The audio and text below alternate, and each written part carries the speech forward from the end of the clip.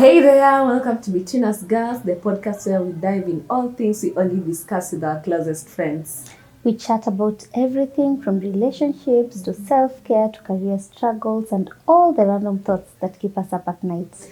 Therefore, no topic is off limit. We promise to keep it real, raw, and fun, just as you would with your besties. My name is Angela, aka Angie. And I am Bertha, aka Queen B. So get comfortable, grab your favorite drink, and join in the conversation. This is Between Us Girls.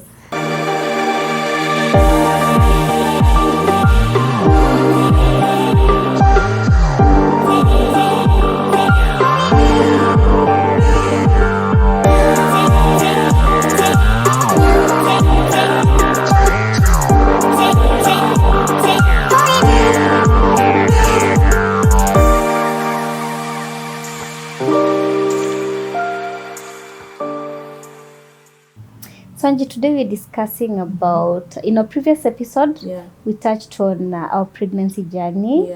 For the part 2 of it, we want to discuss about the delivery process. How was the delivery like for you? How did it go? Right. What are the main things you think about, and probably you feel like are your highlights and your low moments during the delivery? So maybe I'll start with the time we go to the hospital. Yes.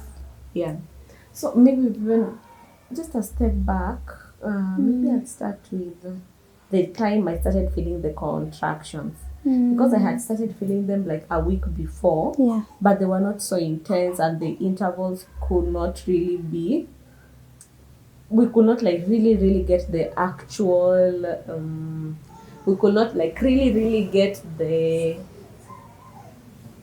actual intervals. So what we did, the first week it came, actually there was a time we left the house, we went to look for Irish potatoes, but on our way back I started feeling some contractions coming and going, but we could not like really keep the intervals, we could not keep track of the intervals.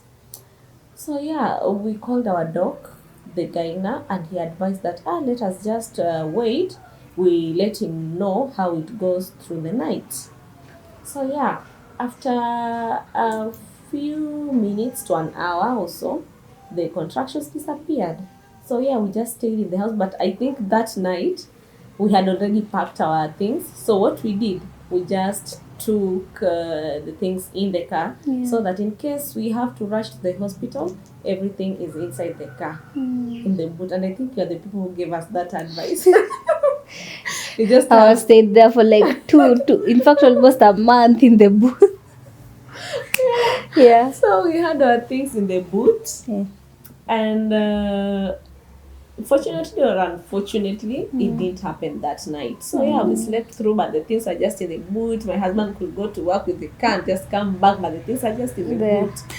So I think that was at 39 weeks. Because I think the next week is the week I gave birth, and it was on a Saturday.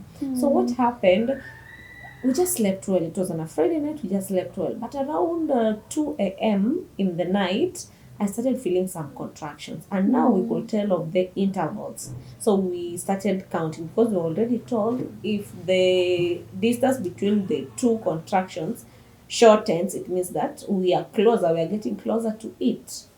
So we kept on counting the intervals from 2. It comes, it disappears, but the contractions were getting more painful as we near early morning.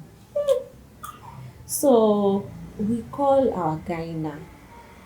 Unfortunately, he wasn't even around. But the last time, my last clinic visit, I remembered sharing with him. I told him, no, ni kama nitazaa when you're not around, because they had like a seminar in Coast. So I told him, I think the day I'll be giving birth, you might not be around.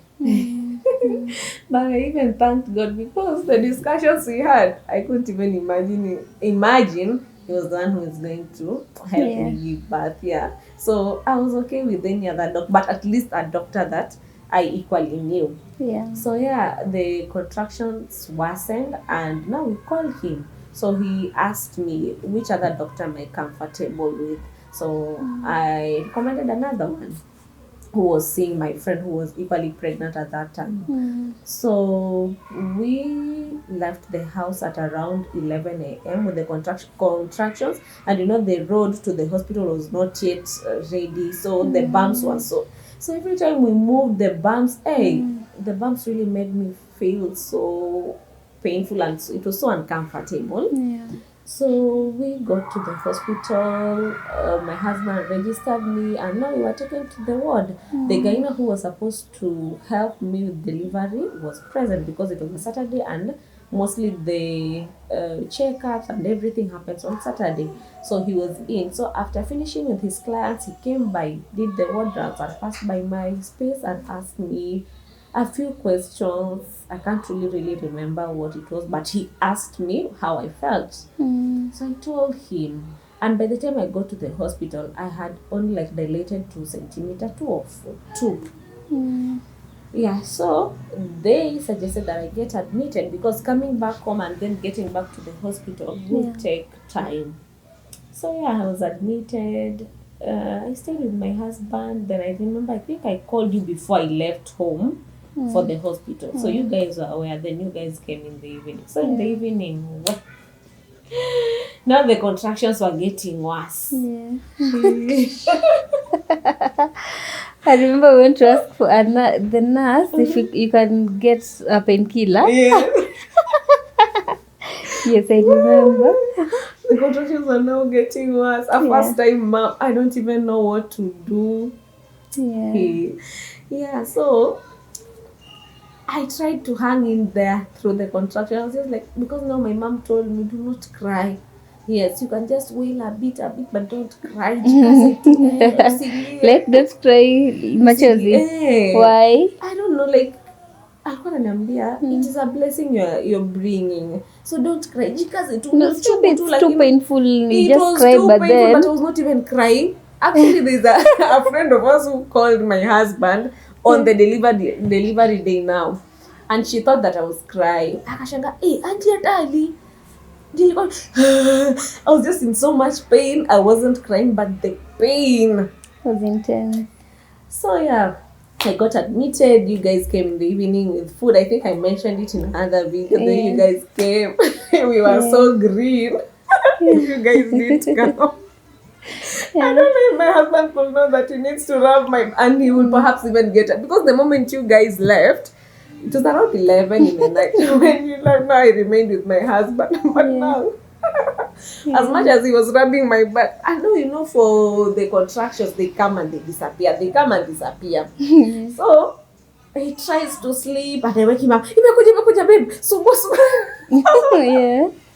Yeah, it was so pain, and he'd get tired. He's there trying to help me, but now he cannot do it best because it was his first time as a father. So yes, I understood him, but again I'm just okay, jaribu tu, subua tu, and he tried his best.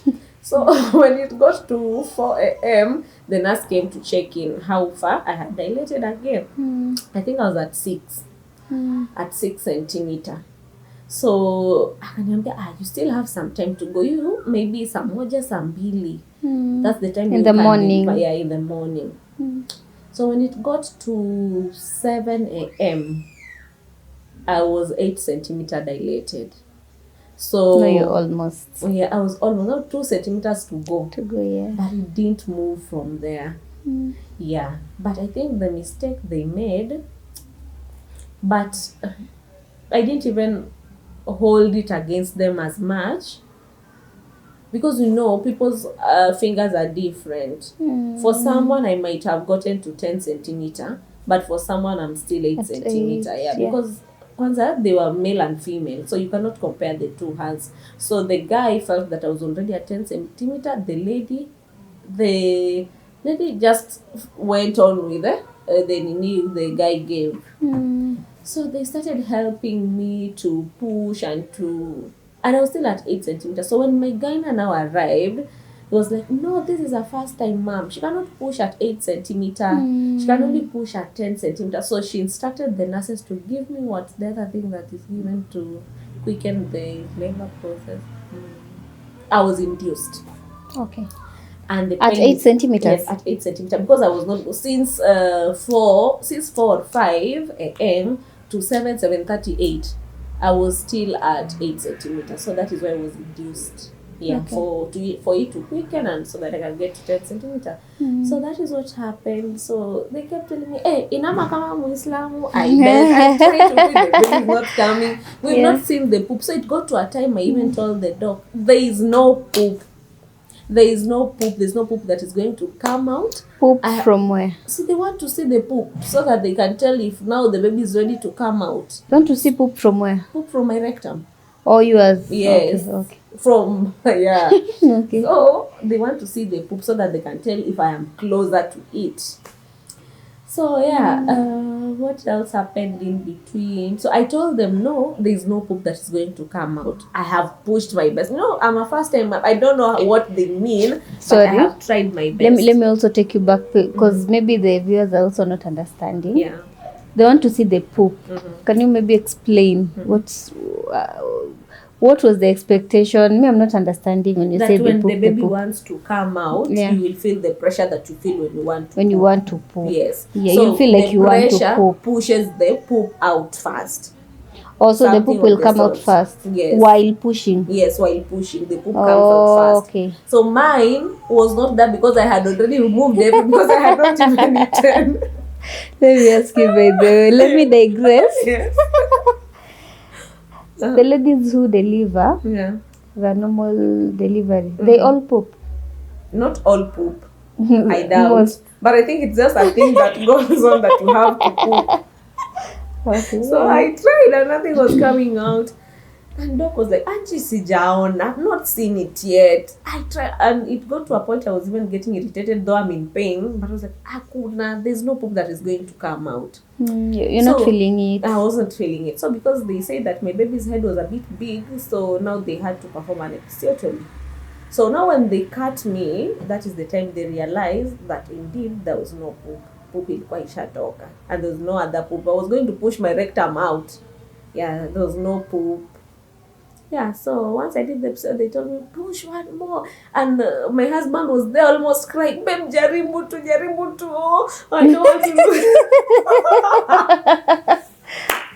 My husband was almost crying in the delivery room. No, feeling for you and the baby. Pushed, and he kept giving me glucose and I kept puking. Not because I wanted to puke.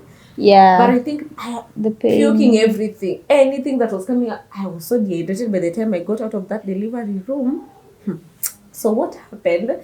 So I tried to push, I pushed. Then eventually the baby came and now my husband was telling me, you know how you pushed? And now one nurse had to stand behind. So when the baby came out, akamshika with the other. Yeah. It came out with pressure maybe. Yeah. So that is what happened. They held the baby and immediately the baby cried. Not even for long. A second or two. Yeah. And he kept quiet. Yeah, so they took him. By then I did an assisted delivery. If I'd say that there's this vacuum. Thing that, the vacuum. Is it vacuum? Yes. It's a vacuum something. Suck. Yeah, they help you pull the baby out. So you are pushing, but on the other hand, they're equally assisting the delivery. Yeah, they're now pulling the baby out. And so that is what they did for me. And I think there's an episode that we talk about the seasons where you think that God came through for you. I believe that thing. Hey, God came through for me. Delivery is not a walk in the park. You don't even know if you're going to get out of that place alive. Yeah. But the way God came through, I remember the first words that came out of my mouth post-delivery was thank you, Jesus. I kept on thanking Jesus all through. I kept on thanking Jesus and just telling God, hey, thank you, you've seen me through this. Thank you. And I was crying and just thanking God because it was not a walk in the park. But I thank God that I went through it. Yeah.